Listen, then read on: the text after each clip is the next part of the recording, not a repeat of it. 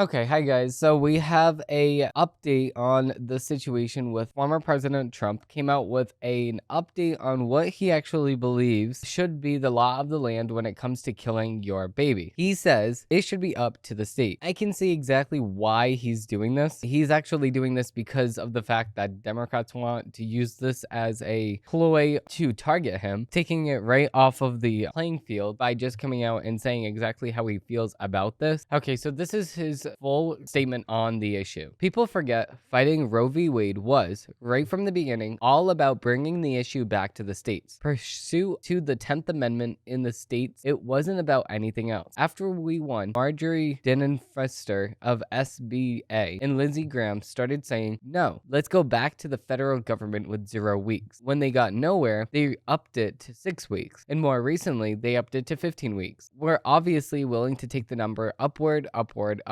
because they were getting nowhere with the Democrats, and they never will, because the Democrats will never give up on this issue no matter how many weeks the Republicans want, even if they want unlimited abortion. We had a great victory. It's back to the states where it belonged and where everybody wanted it. The states will be making this decision. Republicans are now free to run for office based on the horrible border, inflation, bad economy, and death and destruction of our country. I don't completely agree with this. A lot of people are calling this a stand down. People are saying that he's just giving up on the issue. I don't think that he is. I mean, obviously, if it was not for him, we wouldn't even have this issue in the very first place. And this is what he also says more recently.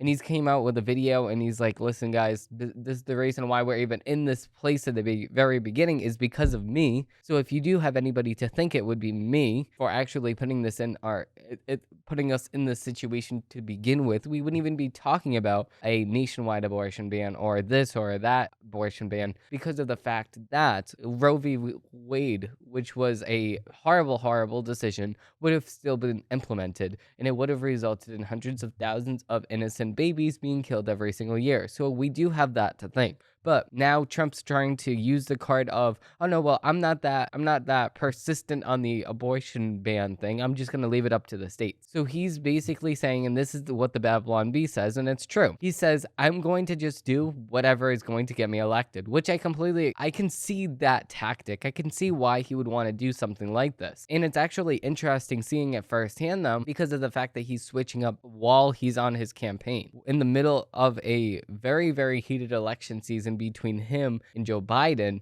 he's switching up to see exactly what works and exactly what doesn't work, while Joe Biden's sticking with the old basics, the old way that people have always done stuff. So let's just say that, for instance, what you would typically do is you would say, okay, well, who calls into my office screaming at me, or who writes a letter? For every one letter, it would be 100 people represented. Now they look on Instagram, Twitter, see the comment section, and then they think that's the people that they represent. But it's really not. That's what Joe Biden's listening to now. The most extreme members of his base. Trump is refusing to listen to the most extreme members of his base because he knows that he needs to win. You need to stick at the 80%, but the 80% of Americans believe that you should not have an abortion after the 15-week mark. They already agree with that because they know that that's a baby. That's a non-disputed fact that that's a baby. So, obviously, it is a baby at very conception, at the very front of showing signs as a human life, as moving.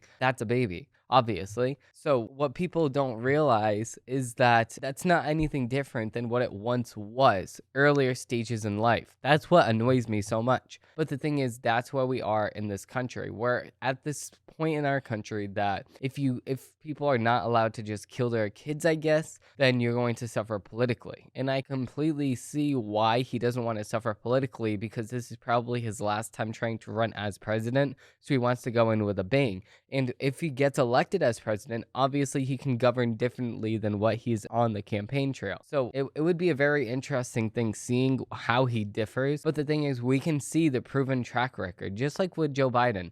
You cannot go and say, no, I will do this. I will do this. No, you have a proven track record of what you did. Just like how Donald Trump is the most pro-Israeli president, even though sometimes he's critical of Bibi Netanyahu, but he's the most pro-Israeli president. Just like with terms of Joe Biden on the opposite front. We can see here on the campaign trail, Joe Biden saying these things and this and that and this and this. But while he's president, he's not doing anything. That's what I liked about DeSantis so much, is that he not only talked and talked the talk, he actually had actions to back up the talk. He had actions to back up why he's the best governor in the whole entire country. So it's very, very, very, very, very interesting at this point in time. It's going to get very, very heated from here because the Democrats are going to try whatever they can to actually smear Trump and to bring him down. So that's what they're trying to do. They're trying to bring Trump down, and they've been trying to bring Trump down. So it's just another tactic that he's just trying to take off the chopping block for Democrats so they don't try to attack him from his right. He's just trying to take it off the table completely. But Joe Biden's not letting him do that because he responded and said that Trump is lying. So, I mean, obviously you can make the case for that. He has a proven track record, like I was just saying.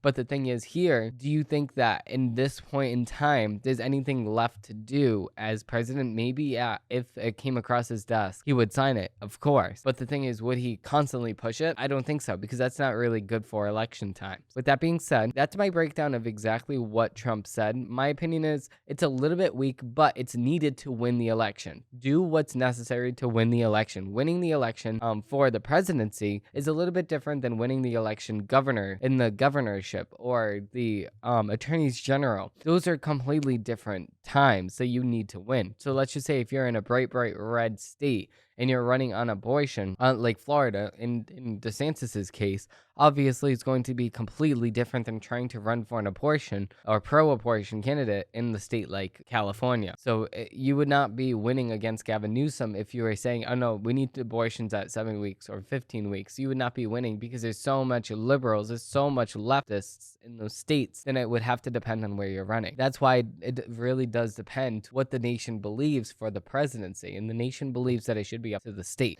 So with that being said, that's my breakdown of this. I do want to see your comments down below on what this topic means to you, or what you think about this topic, or what you think that Trump should have done instead of this. It's very interesting to see people's opinions on this matter. So if you do have an opinion on this matter, please leave it down below so I can see it. I'll like it. I'll reply to you guys, and let's just keep the conversation going because it's very interesting. This is something that I think will actually help Trump in the long run because obviously, like I said, he has a proven track record. With that being said, thank you all for watching. Thank you all for listening. And I know that this is not a full episode of my regular show. That's because I usually upload every single Monday, Wednesday, and Friday. But on Tuesday, today, I did have a reaction out by Beyonce. If you do want to check that out, it's called Jolene. If you do want to see my reaction of that, I will link it down below. And with that being said, thank you all for watching. Thank you all for listening, and I hope they have a great rest of your day.